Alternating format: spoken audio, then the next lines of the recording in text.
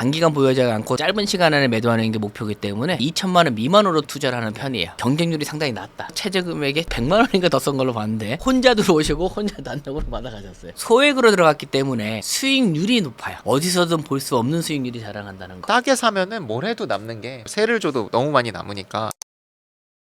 안녕하세요, 경자인입니다. 이범주 법무사님 제 옆에 모셨습니다. 안녕하세요. 지분부동산의 진심인 강남역에서 법무사 사무실을 운영하고 있는 이범주 법무사입니다. 초보자분들을 위한 그 영상 기획을 했는데, 초보자분들은 토지도 생소하실 수 있고 지분 경매는 더더욱 생소할 것 같아요. 토지 지분 경매라는 게 어떤 건지 간단하게 설명 부탁드리겠습니다. 토지 지분 경매라는 것은 대부분의 토지 지분이 상속에 의해서 상속인들끼리 공유 지분을 보유하고 있는 것들이 상속인들 중에 한두 분 정도가 채무로 인해서 채권자들이 공매나 경매로 진행을 하면서 나오게 되는 이제 물건 중에 하나여서 대부분이 이제 가소 토지가 많다. 용어들이 초보자들이 좀 어려울 수 있는데 과소 토지, 공유 지분 풀어서 설명 주시면 좋을 것 같습니다. 공유 지분이라는 건 뭐냐면 하나의 부동산에 원래는 이제 한 명의 소유자만 있어야 되는데 하나의 부동산의 소유자들이 여러 명으로 이루어진 걸 공유 지분이라고 얘기하고, 물건은 하나인데 소유자는 여러 명인 거라고 맞습니다. 보시면 될 것 같고, 가소 토지 같은 경우는 뭐냐면 1제곱미터, 2제곱미터, 10제곱미터 적은 부분에서 가소 토지라고 그래요. 듣기로는 그 과소 토지를 가지고 알박기 약간 이런 거 뉴스에서 많이 봐. 그런 용도로도 할 수 있는.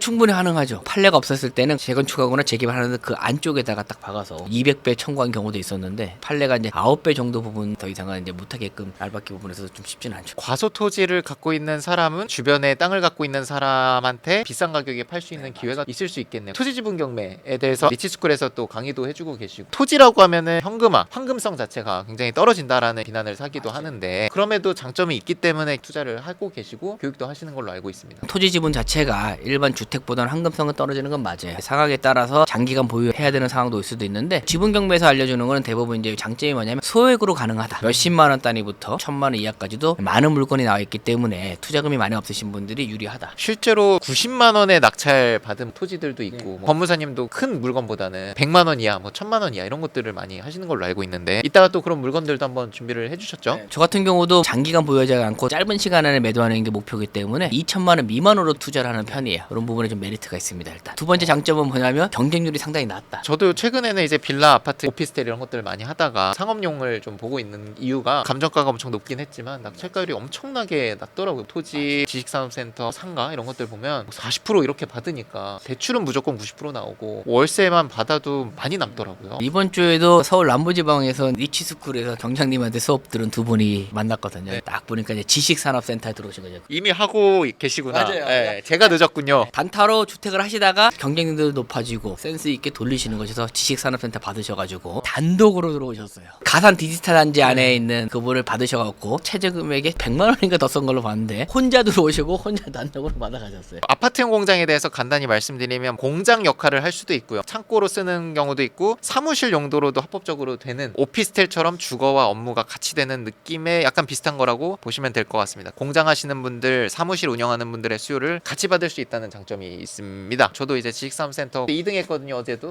곧 아마 될 것 같은데, 촬영하면서 또 여러분들한테 자세히 또 설명 드리는 시간을 따로 한번 마련을 해보겠습니다. 토지 지분 경매에서 마지막 세 번째 장점은 뭐냐면 소액으로 들어갔기 때문에 수익률이 높아요. 어디서든 볼 수 없는 수익률이 자랑한다는 거. 싸게 사면은 뭘 해도 남는 게, 세를 줘도 너무 많이 남으니까 경쟁률이 낮은 측면에서 봤을 땐 많은 기회가 있을 거라고 생각이 듭니다. 궁금한 게, 토지로 월세를 받을 수 있나요? 토지 위에 어떤 시설물이 있다든지 농사를 짓고 있다든지 농작물을 재배하고 있다면 충분히 그것도 월세처럼 부당이득으로 차익을 청구할 수 있습니다. 보시는 분들은 좀 단타에 포커스가 많이 맞춰져 있는데, 단타 매도가 가능한 지분 토지의 특징들이 있을까요? 토지를 이용해서 공유자 중에 한 명이 그 토지를 사용하고 계신 분들이 있으세요. 사용하고 있거나 가치가 높은 것들은 공유자가 살 가능성이 높기 때문에 빠른 시간 안에 3개월 안에 매도가 가능하다. 무궁무진한 토지가 제가 알기로는 보통 경기 남부 쪽에 많이 있는데 맞나요? 정부라든지 산업체 부분에서 기업들이 개발할 수 있는 땅이 대부분 심리적인 마지노선을 경기 남부 쪽까지 보고 있거든요. 네. 평택 정도까지. 개발 호재가 있는 땅을 샀을 때는 당연히 공유자분들은 그 지키고 싶은 마음이 많겠죠. 그러다 보면 빠르게 좀 매도할 수 있다. 또 다른 특징이 있을까요? 소액이다 보니까 소액 투자로 들어가서 소송에 휘말리는 걸 좀 상당히 꺼려하세요, 공유자들도. 일반인들은 내용 증명만 받아도 심장이 덜컹덜컹 하거든요. 네. 이런 심리전을 이용해서 소장을 받자마자 그분들이 먼저 협의를 하자는 내용으로 좀 많이 접근을 해오는 편입니다.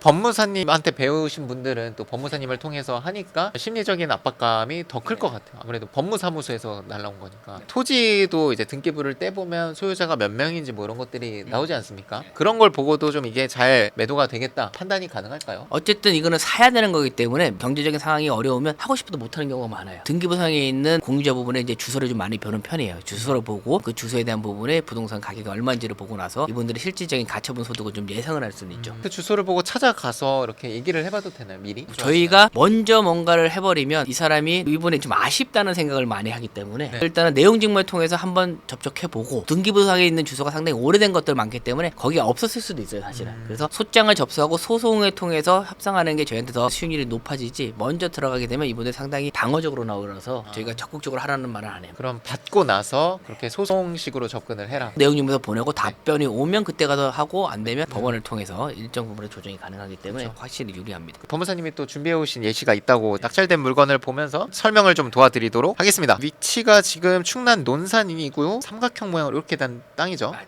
천이 하나 흐르고 있고. 지금 보시면 위에가 양어장 시설이고 그 밑에 유지 땅이에요. 양어장을 하고 있기 때문에 임차인이 시설을 한 거거든요. 땅을 빌려서 들어갔습니다. 이분. 다행히도 이제 두 명이 입찰을 해서 한 명이 저희 이제 받았던 수강생이고 2등이 이 양어장에 임차인이 들어오셨어요. 보증금 내고 낙찰 받았는데 그때 2등은 양어장 임차인이 오셔갖고 협의가 잘 돼서 그날 바로 그냥 끝났습니다. 39만 5천 원만 보증금만 낸 상태에서 그쵸. 그 자리에서 바로 150만 원 해주고 미납하는 조건으로. 그러면 차순위를 하셨으니까 자기한테 이제 낙찰 권한이 넘어오겠네요. 39만 원 투자해서 150만 원. 원을 하루 만에 그냥 가서 이제 수익은 난 겁니다. 보통 이제 같이 입찰하는 경우가 많거든요. 네, 네. 임차인도 얘기 들어보니까 본인만 올 줄 알았다. 가격 차이도 10,000원이에요. 452만 원 대 451만 원이에요. 아니 근데 초보자분들이 맹지 지금 빨간 글씨가 법정지상권도 있거든요. 근데 이런 거는 뭐 문제가 없는 부분이요. 온전한 물건에서 법정지상권을 하면 상대방이 저희가 봤을 땐 특수 물건이라서 하자가 있는 물건이라는데 반대로 지분 물건은 법정지상권이 있으면 좋아요. 남들이 지금처럼 안 들어오거든요. 그 땅 위에서 뭔가 시설물이 있고 그 소유자가 다르다는 뜻이죠. 소유자가 다르긴 다른데 시점에 따라서 법정지상권이 인정되냐 안 되냐에 따라서 달라지거든요. 법정지상권이 인정이 되게 된다면 그 건물은 철거하지 못하고 차임을 받을 수 있는 거고 월세를. 법정지상권이 인정이 안 된다면 철거할 수 있는 권한이 생겨요. 이러나 저러나 좋은 거 아닙니까?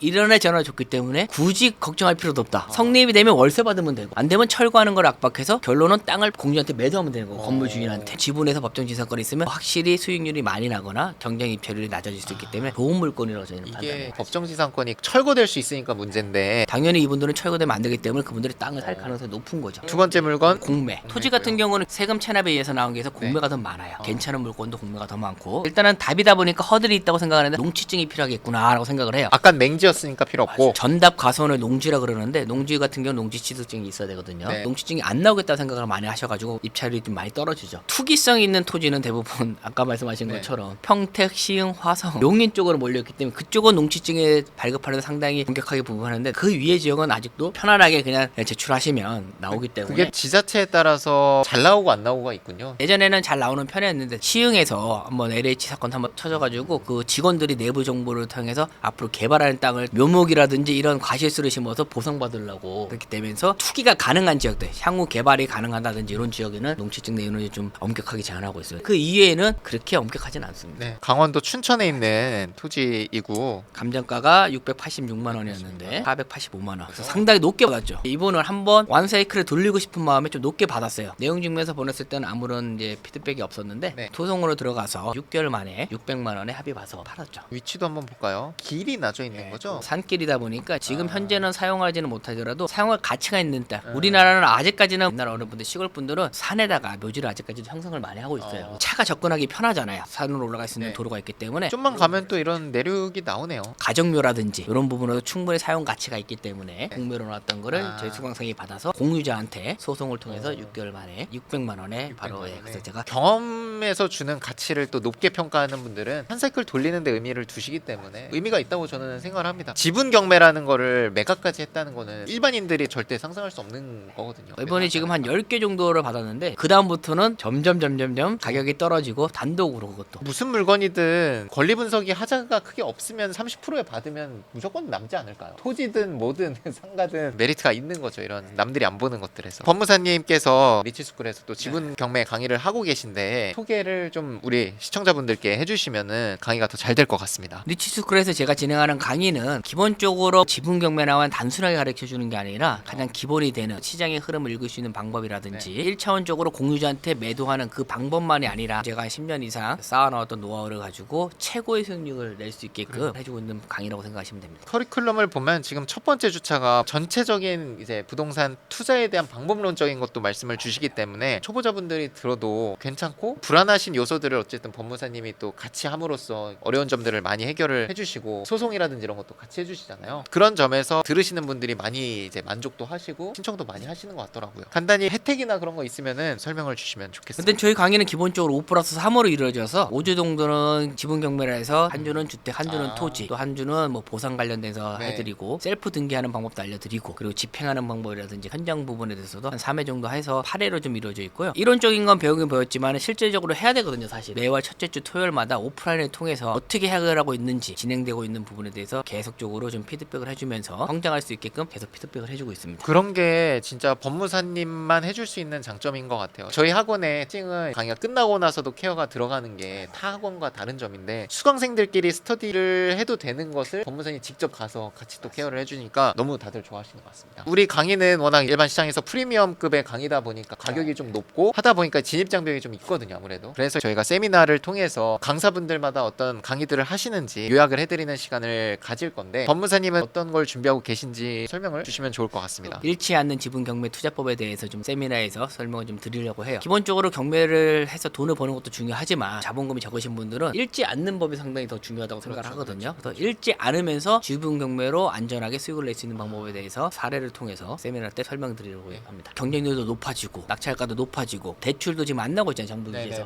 요 세 개를 좀 해결할 수 있는 게 지분 경매 투자라고 생각하거든요. 입찰가도 낮고 입찰 경쟁률도 낮고 대출 자체가 안 되기 때문에 대출 자체에 신경 쓸 필요 없이 가지고 있는 자본금 내에서만 되기 때문에 2025년도에는 지분 경매 투자 부분에 대해서 조금 더 관심을 가졌으면 하는 바람으로 설명하게 됩니다. 오시는 분들이 완전 초심자분들이기 때문에 최대한 좀 쉽게 설명해 주시면 더 와닿을 것 같습니다. 오늘 지분 경매에 대해서 말씀드렸고요. 저희는 다음 영상에서 또 찾아뵙도록 하겠습니다. 네. 고생 많으셨습니다. 수고하셨습니다.